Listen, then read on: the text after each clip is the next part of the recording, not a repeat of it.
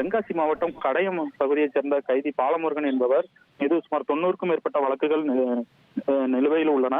குறிப்பாக இவர் மீது தமிழகம் மட்டுமின்றி கேரளா உள்ளிட்ட மாநிலங்களிலும் வழக்குகள் உள்ளது. அண்மையில் இந்த திருட்டு வழக்கு தொடர்பொன்றாக அருப்புக்கோட்டை நீதிமன்றத்தில் ஆஜர்படுத்தப்பட்டு மீண்டும் சிறைக்கு கொண்டு செல்லும் வழியில் தப்பி ஓடினார். இந்த நிலையில் அவரது மனைவியை சந்திப்பதற்காக கைதி பாலமுருகன் கடையம் பகுதிக்கு வந்ததாக போலீசாருக்கு தகவல் கிடைத்தது.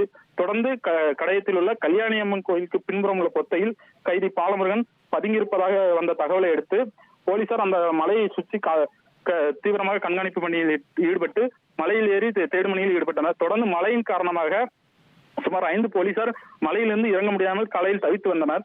தொடர்ந்து ஆலாங்குளம் மற்றும் தென்காசி தீயணைப்பு துறையினர் அந்த போலீசாரை மீட்டு வந்தனர். இருப்பினும் அந்த கைதியை பிடிக்க முடியாத நிலை ஏற்பட்டுள்ளது. தொடர்ந்து போலீசார் மலையை சுற்றி பாதுகாப்பு பணியில் ஈடுபட்டு ட்ரோன் மூலமாகவும் அப்பகுதியை சேர்ந்தவர்கள் உதவியுடனும் தேடி வந்தனர்.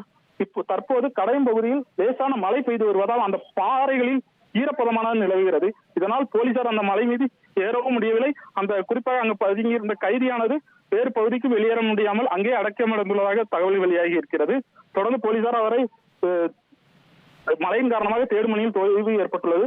குறிப்பாக இந்த பாலமுருகன் என்ற கைதி இதே போன்று 3 முறை போலீசாரிடம் தப்பி ஓடியதாக தகவல்கள் வெளியாகி இருக்கின்றன. மேலும் அந்த சொந்த ஊரான கடையம் காவல் நிலையத்தில் பாலமுருகன் மீது சுமார் 11 வழக்குகள் பதிவாகியுள்ளதாகவும் போலீசார் தெரிவிக்கப்பட்டுள்ளது.